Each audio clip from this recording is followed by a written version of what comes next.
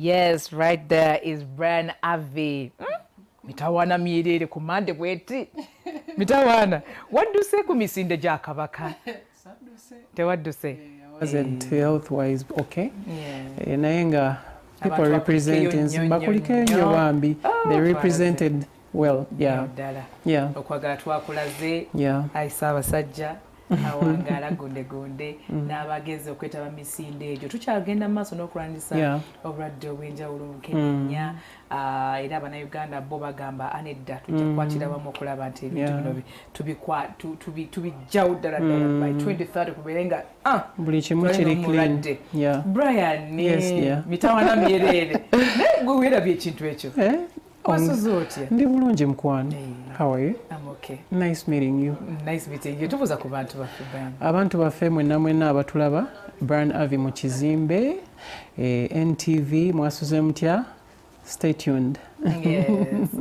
Tukwaniriza nnyo ku mwasuze mutya Brian. Nange okusanga mukwano. And of course tubitegeera bulungi nnyo nti olugendo lwavuddeyo n'ogamba nti nno njawo okwogerako n'abantu. Lwaki nti omuntu atulaba right now abantu abaana kati tulina actually abayimbi ndoza basinga ne bafaani obungi buli lukedde abaana beeyongera okujja mu music but we would love to talk to them about this industry.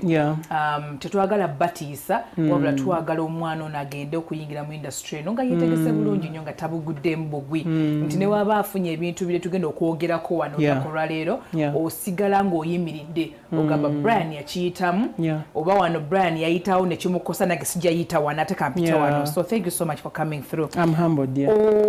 Banange nabadde nsoma story yo nendabako of course mulimu party ya maama Uganda wo music byonna tutandikire wali ngo maama of course awumule mirembe taata naye mbulirako ko mukulako. Okay, twakula ne mama with a single mother. My dad and mom bayawukananga tuli bato. I think nze nali ntambula nga sister wange tebannamuzaala nga mami was pregnant. So that incident mami natandikako. We don't know the reason why dad left. But you're waking her up bwakeera ku makya nakolaki n'agenda. So mami natusomesa throughout primary yonna secondary. So tuba tuyingira tuva mu secondary nga tetunabava mu secondary mami n'alwala. So when mom got sick nze yali waka ebiseera ebyo, so I started treating mom. Kati mami bwe yalwala I think yali akola mu katale nakawa, so yali muwooza. So I think yalina a lot of enemies in the market because buli woba ng'oli muwooza wabeerawo pressure gye muteeka ku bantu omuntu okusasula omusolo. So sometimes bawamba ebintu biki and it's part of life okubeera mu bantu abangi ng'akatale n'ofuna ba enemies especially ng'oli leader. So I think she got a lot of enemies n'afunamu spiritual fights. Kyenzijukira okungamba nti bamukuba ettalo wano. That's what I remember seeing ku mutima. So bwe yalwala for like 2 months nze muntu yezeke yali ewaka nentandika okujjanjaba mami ate natuuka ekiseera nga takyasobola tambula. Bwatuuka ekiseera nga takyasobola tambula ng'amagulu gano gali paralyzed nga tubeera babiri mu nyumba feka. Sister yali ali ku ssomero but I didn't want to tell her the situation kiki kye twali tuyitamu because yali naye ali mu candidate class.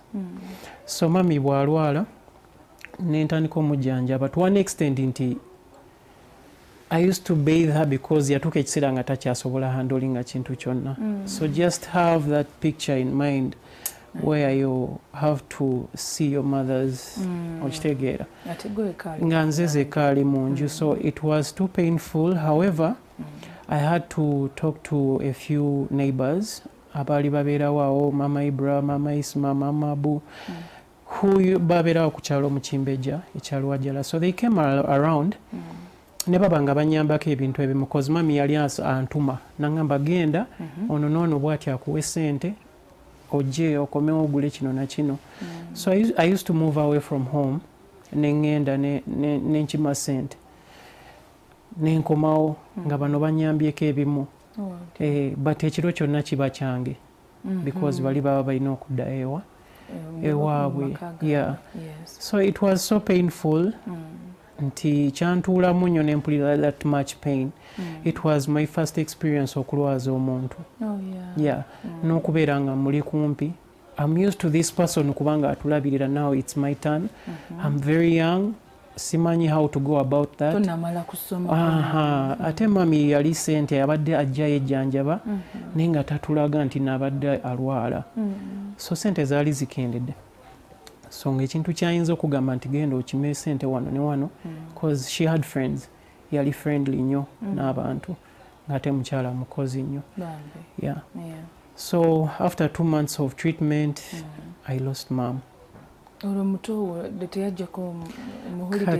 Kati mami amala okukola ki okufa, that's when we called Jackie.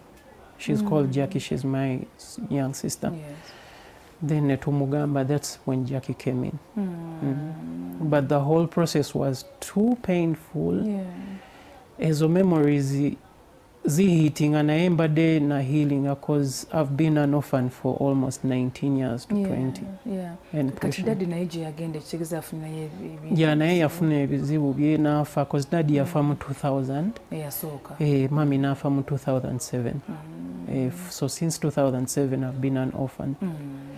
Mu mbeera awo family simanyi bakwatira koko. A few baliwoko. Nemukulaza mami family teyavaayo ekusaidia mami. Waliwo abajjawoko but I don't know, not all.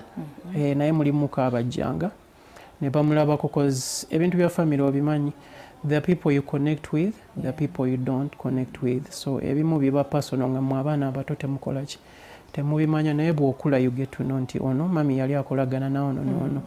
So some came around, but in that process, sijagamba nti no bonna baabeerangawo physically, but the biggest part of the days and weeks nze yasinga okubeerawo ennyo. Mu story nawadde ombulira n'oŋŋamba nti no waliwo ebintu ebyo mami bye baalinga bamusindikira mu katale emirimu gibeerawo of course byakuaffectingako ko naawe.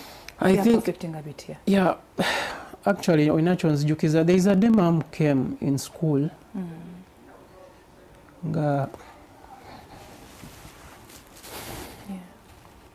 It's alright, take your time, Brian. It's alright. Mami yali akyusa omumwa naye nga alina otukyalira ku video. And no one was there. Naye yajja n'agamba I have to be there for these two kids. I don't know what happened. Naye what I remember nti omumwa gwe gwali gukyusa. So she came n'atukyalirawo. Naye yalina nnyo fights kuki mukatalo omwo. That's what I remember. Engeri gye nali omukulu nalimbirabako. Oli obirabako nga utegeeza ki obirabako? What were you like saying? Waliwo moments ze yayitangamu ng'olaba she's not fine. Naye nga omanyi nti no omuntu nga mukulu abako ebintu byabakweka. Naye nze nali nkuzeemu okuloka. So I could read certain things. I could read certain things. Okay. So mom, what are some of the other incidences that happened that you remember? Mom, ebintu biba musindikira ate naawe biba kusabwe ng'abaana. Okay, nze bwe mami bwe yafa. I remember staying home mu Kimbejja nga spirits zi attacking. This is not the first time I'm talking about this. Nga ekiro wemba nebase spirits ezo zi attacking ng'obeera half owulira half tokola ki towulira naye ng'ebintu ebyo bikukozesa you get nga okera ne ku makya nga omaze mu mpale you get what I'm saying. So ebintu ebyo byansiranye okumala emyaka 10 nga mbeerawo wa mami. So 10 years of my life zaafa.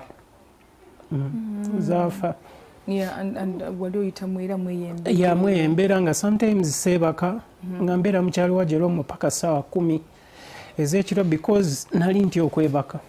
Oh. Yeah. Nga muli mugayi bamuyita Semakula akolera ku stage ya ku Lifelink ekyalo wajala wa special nga yega yambeererawo ennyo nga ne bwemba siina ssente anvuga nanzizaayo ewaka oba nangulira ekyeggulo. But I used to stay in kyalo wajala for okumala ekiro kiramba nga ntya okuddayo ewaka okwebaka. So ebintu ebyo byambeerako for years. For years. Nentuka ekiseera nenekyawa Stella. Nenekyawa nga mpulira waka wantamye. Era amaka ago galina memories nyingi ezantuula muki okuva nga mami alwadde okitegeera. Then nange process eyo yonna gye nayitamu ng'ebintu ebyo sometimes wabeera mu nju ng'olaba ebintu bisala okitegeera. Kati sister wange yali yavaawo waka okitegeera. Eyo process yonna nga sister wange kale mami afudde tumupushinze mu ssomero. Waliwo sister wange ali bweru bamuyita Rita yamusasulirako tuition nga nange ninako ebintu parts then taking on like transport bikino okumuliisa.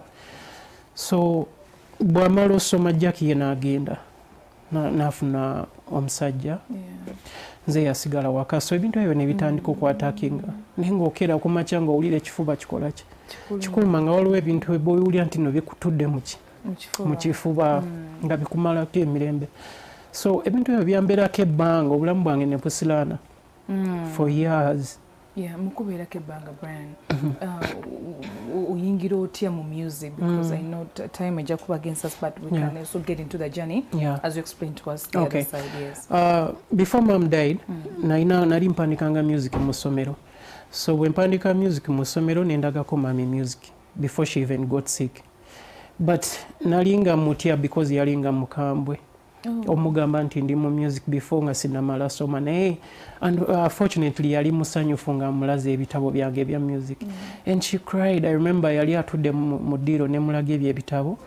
Yali abeera waliwo omusajja bamuyita chairman Kasule yali chairman wa Katale Nakawa. There were two in the sitting room ne mulaga ebitabo byange bya music. She cried. She cried yakaaba amaziga. Yali takimanyi nti nina talent. Kati ate mu kuyimba she was very shocked and then she gave me a go ahead. Nangamba ne bwoba oyagala sula bweru ongogoba kirooto kyo kati ngenda kusupportinga. So unfortunately yafa mangu nga taliiwo. So that's how I began music. So that conversation with my mom Mudiro yampa courage okutandika music. Nti I had someone wadde taliiwo but she's in support of me and I want to make her happy. So that's how I began music. Okay, bw'otandika music Brian. Mami avudde mbulamu bw'ensi eno. Ewaka waliwo challenges zigenda maaso spiritually. So how do you oyitamu otyo oba otola otyawo? Kati I left home. Ezo spirits nagamba kati sigenda sobola beera waka. However much I wasn't paying rent or anything because that was mommy's place. I left home nengenda nentandika osula mu bbaala bagiyita Bleak ekyalo wajala. Awo kati nvuddeko ngenda gwa ddalu. Enviiri nenzisalako. I used to put on outfits nga nsobola okwambala olugoye lumu a full week nga ndi mukyafu nensula mu bbaala awo. Kati nga mabega waliyo obuyumba bulinga buloogi nga muli mukyali wange awo ku bbaala bamuyita Jesse. Ebbaala yali ya mukyala bamuyita Shiro. Naye nga asobola okumpa eri emabega nensulayo because nali sikyasobola kudda waka. Buli wembeera ewaka awo ng'ebintu bikola ki byataakinga. So I slept in a bar for a full year. Walinga okola ki? I didn't have a job. I didn't have anything at the moment. Nze obulamu bwange bwali bwasiraana.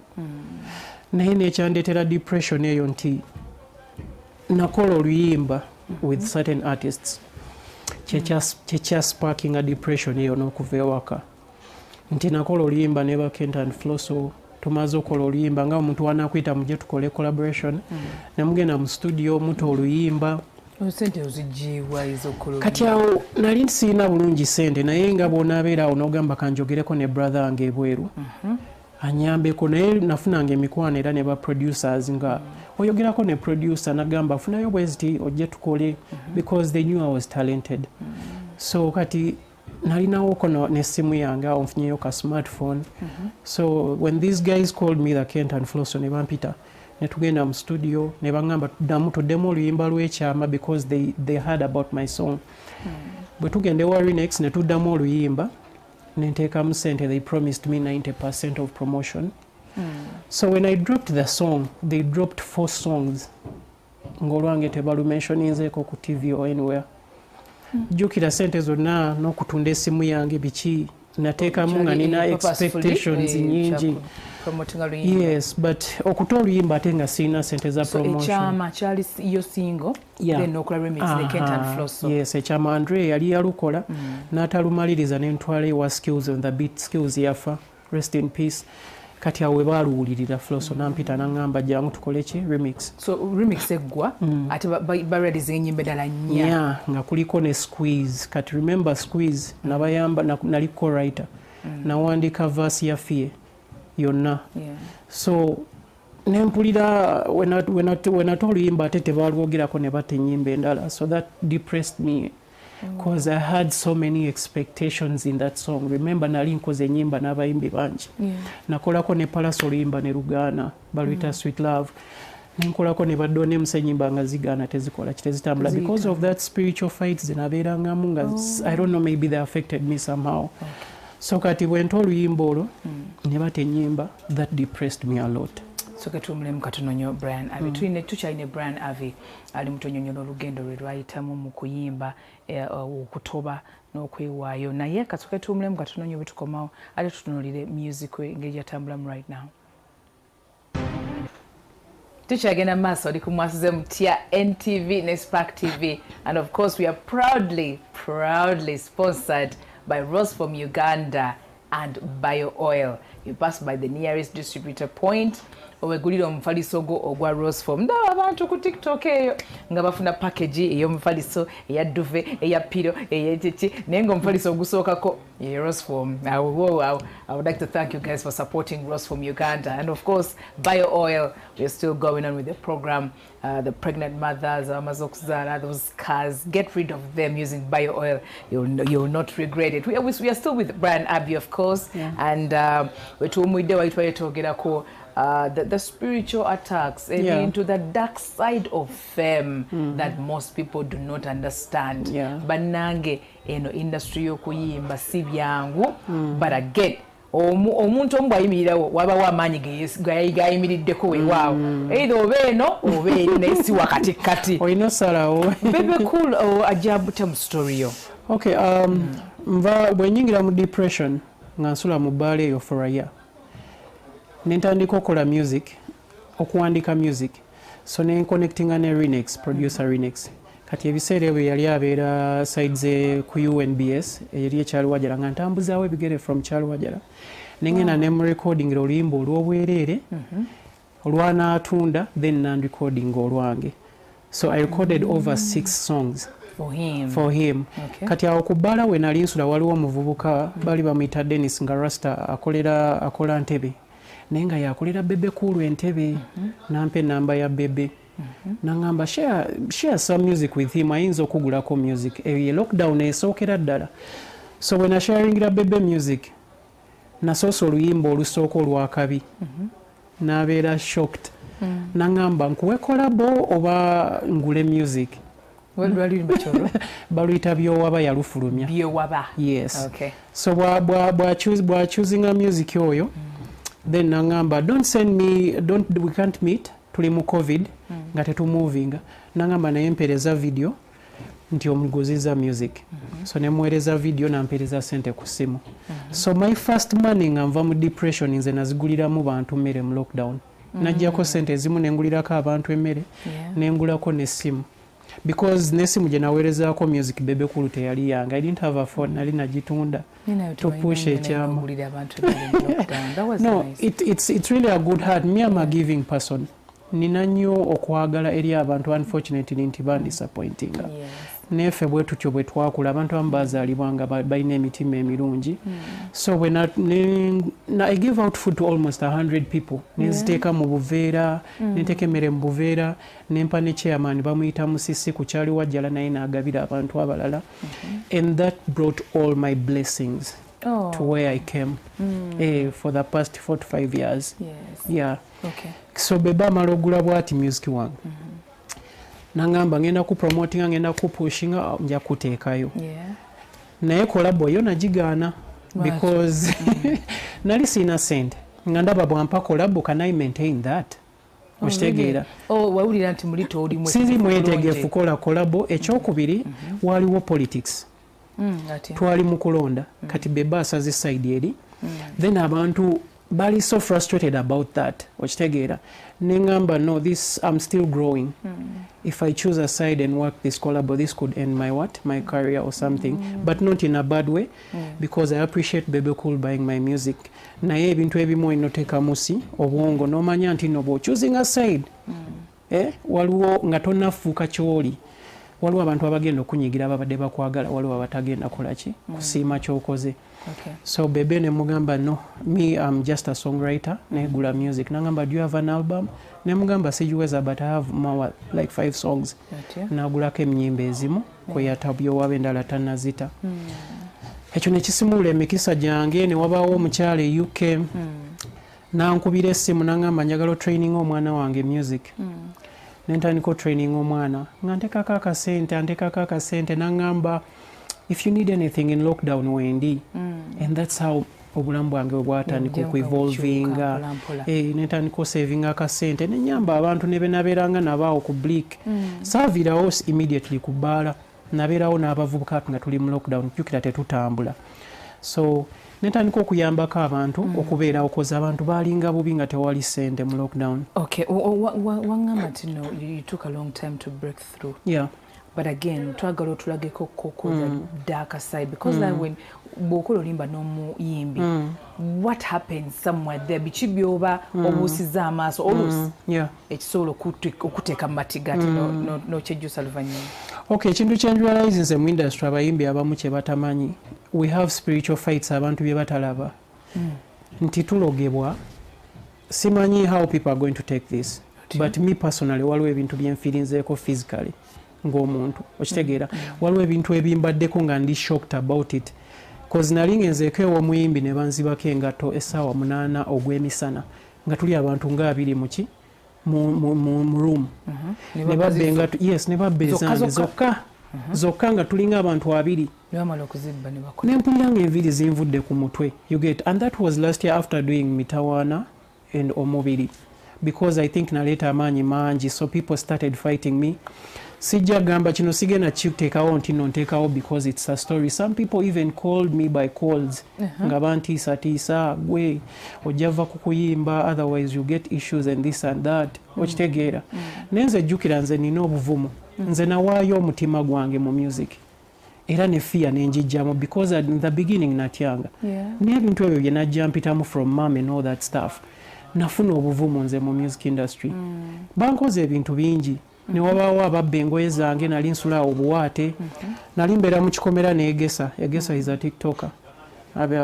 Nga tubeera mu kikomera, then askari nzijja okudda ewaka ng'engoye zange bazibbye. Askari nangamba alina abantu 2 be yakoze eki naye nga bali mu industry. I know all these people. And I know all these people. Muli industry, yes. So I know all these people. Abantu ade bankola ebintu ebiri spiritual. Nga abamu baagala bwabera ne talent eno si kyangu nti kumala government. No, muno mu industry Stella mulimu n'abantu ba gatekeepers. When you have talent they fight you always. Bateekawo n'embeera nti no ono nyimba zono temuzizanya, ezono temuzizanya. You get what I'm saying? They even make calls and feed. No, some people Stella balina sente. Oh. Yeah, and some people abantu abamu be baagala okubanga be bavuga kino ekintu in a way that they control it. Okitegeera. Sometimes ne bwoba ogenze ku studio basobola okukola ebintu obwengato zo ne bazibba. You get what I'm saying? So I've been getting these attacks from different people, producers, artists, even normal individuals. Ebintu ebimu nga mbirabako physically. Ebyomunda ebinkutteko nga mpulira nina pain nyingi. to an extent nengenda mu depressions ez'amaanyi. Have you ever considered spiritual cleansing or going to church or doing something? Because you're still on track. Music, of course, definitely. You're not going to give it up. No, I can't give up music because nze nasalawo, and I'm not going to be in music in Bontitire because of this and that. No. Buli muntu alina destination ye ne path ye gy'alina takinga. So ebintu ebisinga Katonda yasalawo. And your inner you, your spirit gy'olina kupushinga, matteringa to push on with your career. Kati biki byoterezeza gwe spiritually nga Brian? Otuuka ne weezuula. First of all, you start avoiding people in the music industry. Tobeera nnyo mbayimbi, tobeera nnyo mubivulu. Nze abantu abasinga sitera bakimanyi, nze sibeera nnyo mu shows because of these things. Because mu industry tulinamu abantu abamu nga bajja ku attackinga directly. Olumu oba ova ku show ne bakuba. We've seen these instances. Abayimbi babakuba, badanzi ku mapeesa babakuba nga okitegeera you get. So nze neewala nnyo abantu n'okubeera nnyo ku studios because I know ebintu ebisinga bisibuka ku studios. Ebintu by'okutuulatuula mu bayimbi ku studios. You get what I'm saying? It's easy, people access you. The only side where people really had to attack me oba okunkwata, it's because nabasemberera.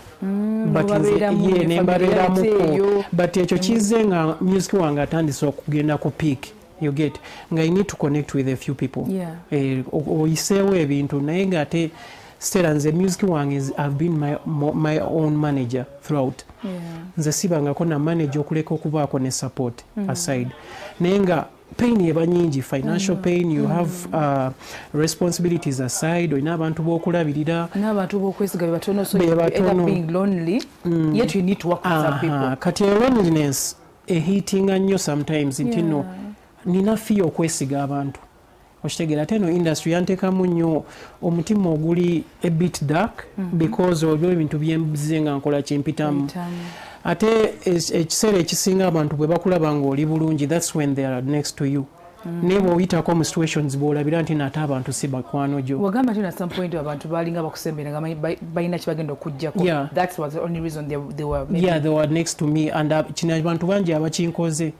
Era kyantuusaako okubeera nga ndi loona nentandika n'osenguka nga mbeera mu bifo ebyewala because I wanted to be alone and heal. Ezo moments nzibadde mu phases nga olumu nfuna zi depressions n'embeera zekka. I withdraw from people neneekuweeka ne baŋŋamba Avie ng'obuze nkikola nsobola n'okitwala omwaka but when I heal mba ncollectinze courage yange yonna nga ne woba okola otya tosobola kuyimirira mu kkubo lyange. That's where I get the courage, being alone. The cleansing and everything. What are you doing to okutereza? Oluwa abantu batugamba mpindako olime ku bintu bigendako mu church gendako so osimbyewo amakanda. Okay, usually nze me I'm a spiritual person. I'm going to be open, but I believe God exists. Spiritual person meaning, what do you mean? Nze muntu abeerawo nenkera ku macha ne mpulira instincts ne zingamba Avie kola kino kigenda kukola. Nenkistolingamu efforts zange ne kiyita n'okubeera nga ne controllinga mu bintu by'okubeera nga ndowooza nnyo ebintu ebiri negative about myself. I am always a positive person. Era nze abantu abasinga bakimanyi singa na giving up the music ku bintu by'empiseemu n'ekintu abantu babaera beebuuza naye Avie kiki nga tokuba nnyo biki, naye nina that belief in me. Ate abantu abamu balowooza nti music simufunyemu, but I've been writing music for people. Mu lockdown Stella nawandiika ennyimba nga 15 for someone outside the country. Waliwo omukyala ali bweru mu US yajja n'aŋŋamba mpandikira oluyimba lwa Bobi Wine. Namuwandikira oluyimba lwa Bobi Wine naluwandika inadde ne ndumuwa mu studio. She was amazed. Nagamba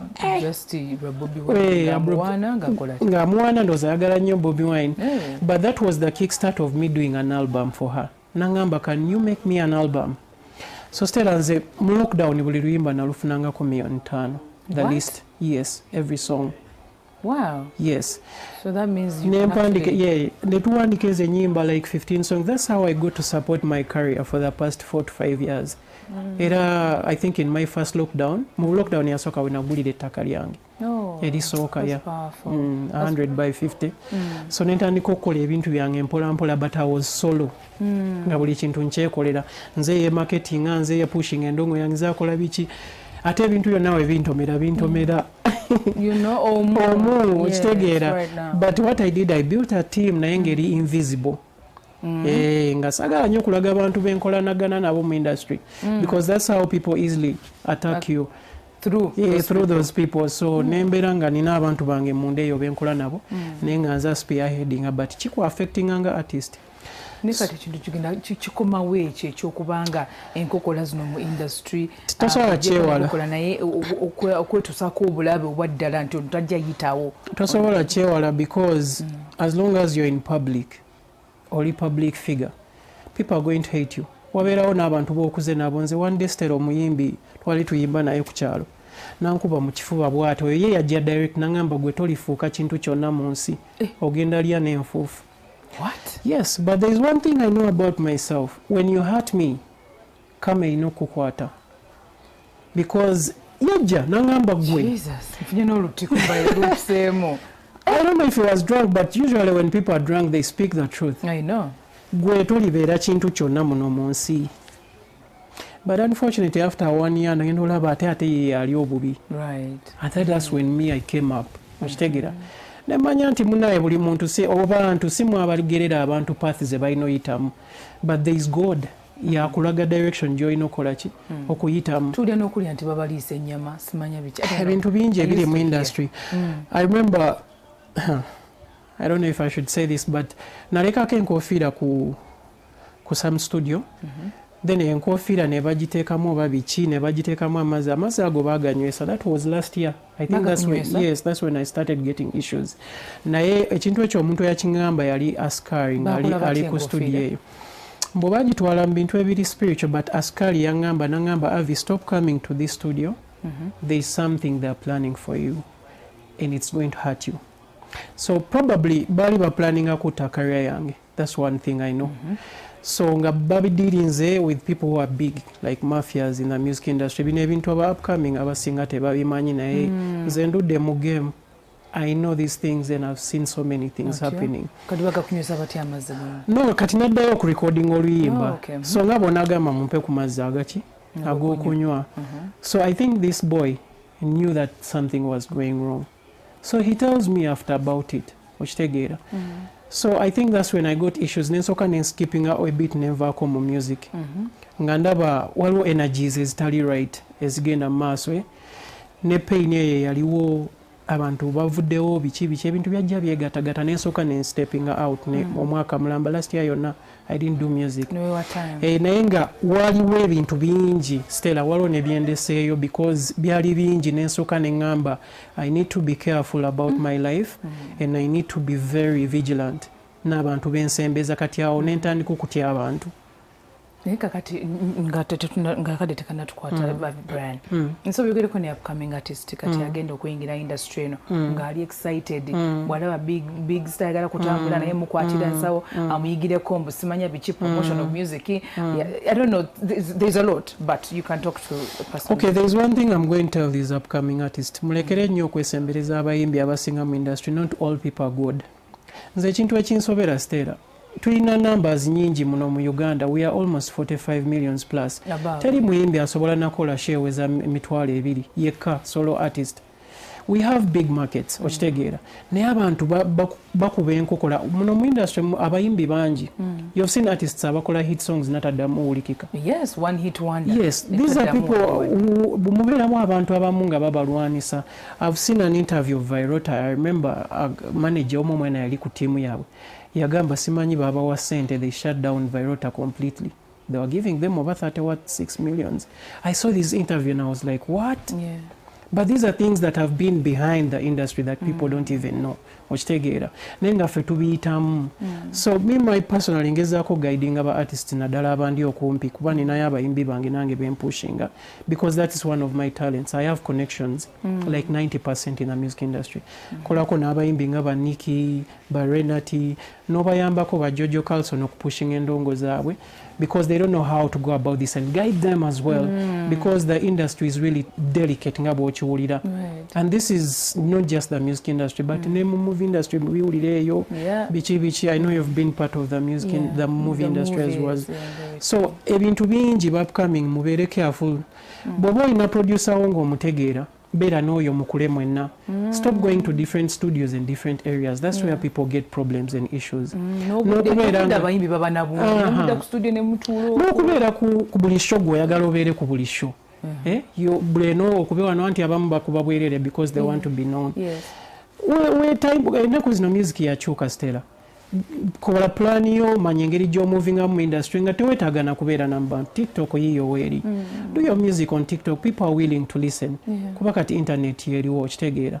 But bw'olwo kyembuuseemu nti no waliwo abayimbi abalungi abambeereddewo nze mu industry especially last year when I kati Spice Diana, Levixon, Palazzo, waliwo Lydia Jasmine. These are people I talked to. Elijah Chitaka, there's so many artists. Bendeseyo, Mark Diaban. Abayimbi abambeereddewo mu situations ezo ng'osobola okumukubirako ne financially because n'ebintu byempiseemu nga bikuforcinga n'okola ebintu by'otandikoze. Like obeerawo n'olima n'okulimba how to go through about something nga si kyoli okitegeera nekikuleetera emize gy'otalina nakukola.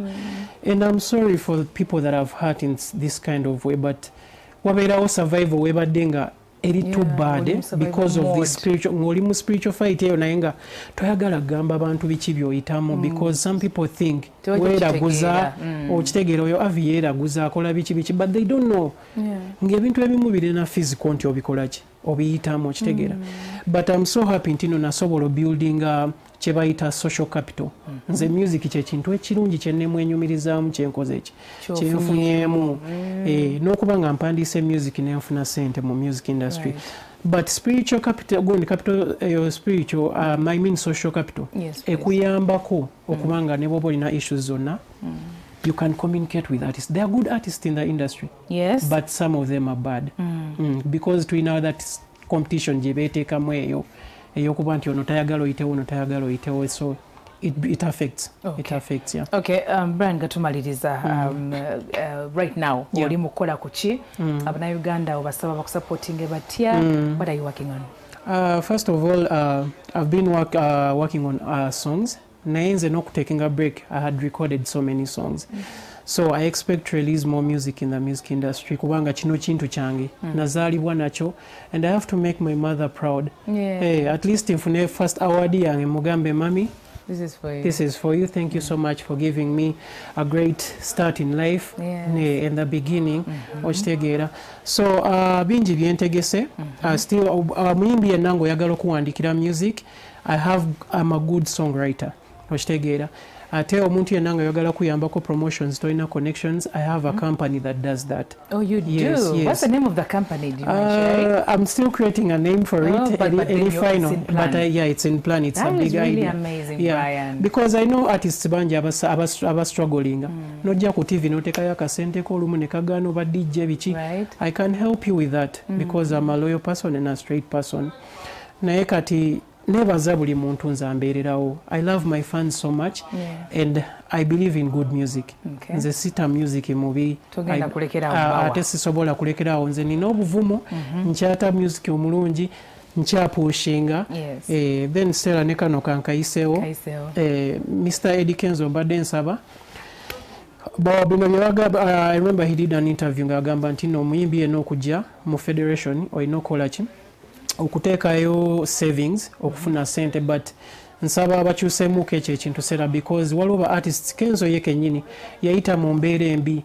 There are so many artists abali mu eyo embeera abatasobola savinga sente ezo nti ekiyinza otwala emyaka ng'etaano ku 10 nga tasobodde savinga sente ezo bateekewo police ewa abantu nga waliwo amateeka amakakali ng'omuntu alina okuzza sente ezo okitegeera bayambeko industry ekule okitegeera then bateekawo ne system emergencies nga bwe walaba Fiki bwe yafiirwa maama we God may her soul rest in peace nti abantu bayanguwa mangu omuyamba waliwo abantu abatalina manya nga Bafiki nenga beetaaga obuyambi obwo tukoye okujja sometimes mbayimbi oba balida baffe ne twafuna buyambi mu bwangu omuntu omuyimbi agudde ku accident yafiiriddwa maama we oba muganda we easy access bagiteekewo batuwenga obuyambi mu bwangu. So yeah, but I love you all my fans, baagala nnyo, and brand Avie is here to stay. Obubaka obutuwadde butereevu. Thank you so much. Naddala Kenzo katusula obubaka bumutuuseeko abantu bangi badde bemulugunya ensonga naye weebale kusaba bakyuseemukko kati so that people can access them easily. Kuba omuyimbi ava ggulu wawa tasobola ku access be bali oyitamu. I hope time emala nga bwe bali oyitamu abayimbi bangi of course bayina nabyo be bayitamu goloza federations esobofuna engeri gye bakwatirako naddala mu bintu ng'ebyo bya mental health and everything. Yes, exactly, that's what I'm talking about. Nti babeere nga bakyanguyiza abayimbi easy access kuba mulimu abayimbi abasinga bali on drugs, abamu bali mu depression, abamu bavaako beetaaga ogenda mu rehab okitegeera, and these people don't even have families ababa supporting abantu baba isolating bali eyo mu zigeto bavaako. Waliwo talents ezifudde ng'olaba zeetaaga okuyambibwa, nze nziraba I see that so they need to okwekumaakuma bagezeeko kuyamba abayimbi, not just to let people meet them but basensitizing abayimbi ebiki bye balina bakolera n'obayambako industry ekule, because ne copyright hiyo yakajja but we don't know when it is going to work and okubeera implemented. Thank you Brian. Kayimba kigwane kugenda tufulumiza kayimba bakayita kuma but it will be coming at the right time. Right now I'm still setting up a few things, no stabilizing financially and pushing it kuba sinafuna manager. Ne waba waliyo omuntu yenna nga awulira nti no ndi talented, I welcome you to manage me because nze ndi exhausted at some point but I can't give up. You're not giving up anytime. Waliwo message wano kanjiyise mango tosubwa amazaalibwa ga Ssaabasajja ku Spark TV tukuweereza butereevu okuva ku Lutikko Namuŋŋoona. Teekayo olabe buli kimu nga bwe kigenda okutambula. Twatuuseeyo dda awo nno nga NMG twasazeewo okubaweereza amazaalibwa nga tuyita ku mikutu gwaffe ogwa Spark TV. Nsaba kutumirako. So keep it locked here. Waliwo family gye ntera okubeeramu embeererawo nnyo. I connected with them so much. Babayita bakikomeko bakeke mulimu Stiani ba Winnie bani bambeereddewo nnyo. This is the family that has welcomed my friends ba Nikki ba Ray Nati ba Jojo Carlson. These are people who are standing up for me spiritually. Omuntu gwotuulako naye noyogerako naye nakuguidinga musaba nako nagamba kati Avie kwata path eno ne bafanzi bange mbaagala nnyo bambi keep supporting Ugandan music, keep supporting me. Bakusangewa social media platforms zange zonna nkozesa brand Avie, brand eri BRIAN then Avie AVIE. Osobola okunsanga, you can send me a message, just you need to give me a gig or anything. Emikolo njiyimbako okwanjula embaga birthdays byonna. Kale thank you Brian Avie. I wish you all the best my dear friend. Webale kuyimirirawo and mukama agenda kutwala wala really olaba tunagwa paka kati mitawana myere Kale thank you so much. Of course keep it locked to Spark TV. Tugenda bayitira amazaalibwa ga Ssaabasajja fe tugenda kubawo omukolo gwonna nga bwe kugenda maaso musaba